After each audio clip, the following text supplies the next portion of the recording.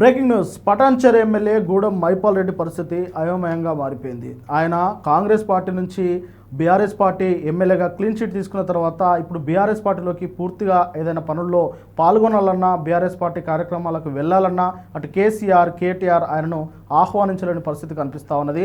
ఇటు కాంగ్రెస్లో ఉండలేక అటు బీఆర్ఎస్కి పోలేక మధ్యలో సతమతం అవుతూ ఉన్నారు. ఈ మేరకు జరుగుతున్న మున్సిపల్ ఎన్నికల్లో ఆయన తరపున ఆయన కొడుకు, ఆయన సోదరుడు కూడా చురుగ్గా పాల్గొంటూ ఉన్నారు. అయితే ఈ నేపథ్యంలోనే ఆయనకు వ్యతిరేకంగా కూడా అక్కడ కాటా శ్రీనివాస్ కావచ్చు, నీలం మధు ముదిరాజ్ కావచ్చు, వారిద్దరు ఏకమై ఇప్పుడు గూడెం మైపాల్ను ఒక కార్నర్ చేసే ప్రయత్నం చేస్తూ ఉన్నారు. మొత్తానికి పటాన్చెరు రాజకీయాలు అయితే చాలా ఆసక్తికరంగా మారుతూ ఉన్నాయి. పటాన్చెరు ఎమ్మెల్యే గూడెం మైపాల్ రెడ్డి పరిస్థితి రెంటికి చెడ్డ రేవడిగా మారిపోయిందని విశ్లేషకులు అయితే చెప్తా ఉన్నారు. హస్తం పార్టీ నుంచి తిరిగి బీఆర్ఎస్ పార్టీకి చేరేందుకు ఆయన రంగం సిద్ధం చేసుకున్నారు. కానీ అక్కడ కేసీఆర్ కానీ కేటీఆర్ కానీ ఆయనకు పెద్దగా వాల్యూ చేయడం లేదు, ఆయనను పెద్దగా పట్టించుకోవడం లేదని చెప్పేసి అందరూ మాట్లాడుతూ ఉన్నారు. దీంతో ఆయన చేస్తున్న కార్యక్రమాలు కూడా ఎక్కడ గుర్తింపు జరగడం లేదనేది పెద్దగా చర్చ నడుస్తూ ఉన్నది. మొత్తానికి 2024లో పార్లమెంట్ ఎన్నికల సమయంలో మైపాల్ రెడ్డి బీఆర్ఎస్ను వీడి కాంగ్రెస్ తీర్థం పుచ్చుకున్న విషయం అందరికీ తెలిసిందే. మైపాల్ రెడ్డిపై బీఆర్ఎస్ అనర్హత వేయాలని ఫిర్యాదు చేశారు.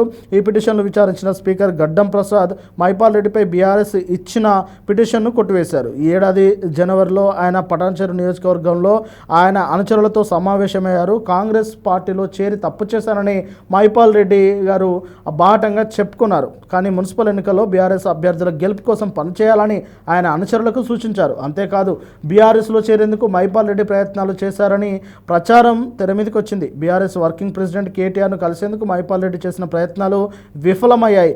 అయితే 3 సార్లు టికెట్ ఇచ్చి గెలిపిస్తే అధికారం కోల్పోగానే కాంగ్రెస్ పార్టీ వైపు వెళ్లడంపై గులాబీ పార్టీ నాయకత్వం మైపాల్ రెడ్డిపై అసంతృప్తితో ఉందన్న చర్చ సాగుతోంది. అయితే ఈ పరిస్థితి నుంచి బయటపడేందుకు మున్సిపాలిటీల్లో బీఆర్ఎస్ అభ్యర్థుల కోసం మైపాల్ రెడ్డి కుటుంబ సభ్యులు రంగంలోకి దిగినట్టు తెలుస్తోన్నది.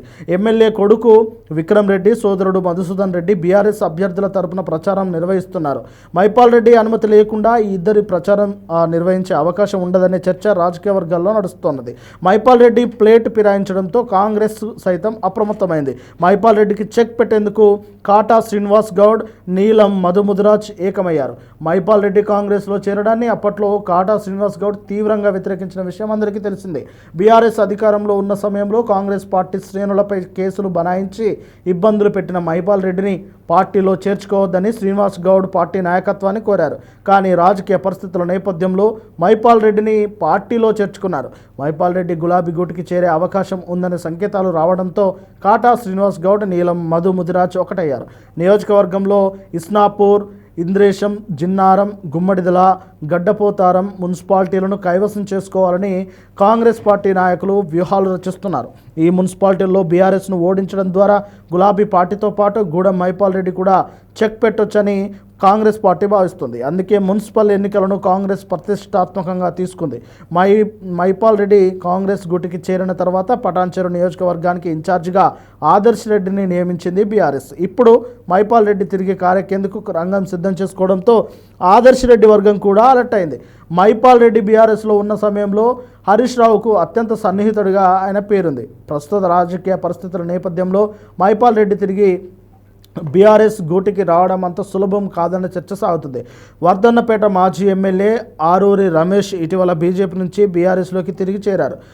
పార్టీ మారిన వారిని తిరిగి పార్టీలోకి తీసుకునే ప్రసక్తే లేదని గతంలో కేటీఆర్ ప్రకటించిన విషయం అందరికీ తెలిసిందే. కానీ స్థానిక పరిస్థితుల నేపథ్యంలో రమేష్ను తిరిగి పార్టీలోకి చేర్చుకున్నారు. మిగిలిన నియోజకవర్గాల్లో కూడా పార్టీలోకి తిరిగి వచ్చే వారికి గ్రీన్ సిగ్నల్ ఇచ్చే విషయమై కారు పార్టీ సానుకూలంగా ఉందనే చర్చ పార్టీలో సాగుతుంది. కానీ మైపాల్ రెడ్డి విషయంలో సానుకూల పరిస్థితులు లేవనే చర్చ గులాబీ వర్గాల్లో నెలకొంది. ఈ పరిస్థితులను దృష్టిలో ఉంచుకొని మైపాల్ రెడ్డి నేరుగా ప్రచారంలోకి దిగకుండా కొడుకు, తమ్ముడును ప్రచారం చేస్తూ ఉన్నారు. అయితే ఇక్కడ ఒక విషయం ఏంటంటే, కేటీఆర్ గారు చెప్పింది పార్టీ ఫిరాయించిన ఎమ్మెల్యేలు పార్టీలోకి వస్తానంటే తీసుకోనని చెప్పాం తప్ప పార్టీ మారి తప్పు తెలుసుకొని తమ పార్టీలోకి వచ్చే వారిని కాదనేది ఇక్కడ బీఆర్ఎస్ నాయకులు అయితే చెప్తా ఉన్నారు. ఏది ఏమైనప్పటికీ గూడెం మైపాల్ రెడ్డి గారి విషయం అయితే ఇప్పుడు అందరిలో ఆసక్తికరంగా రేగింది. మరి చూడాలి ఆయన గులాబీ పార్టీ పార్టీలో చేరుతారా లేదంటే కాంగ్రెస్ పార్టీలో కొనసాగుతారా, ఆయన తటస్థంగా ఉంటారా, అసలు మున్సిపాలిటీల ఈ ప్రచార వ్యూహంలో ఆయన ప్రచార వ్యూహం ఏ మేరకు గులాబీ పార్టీపై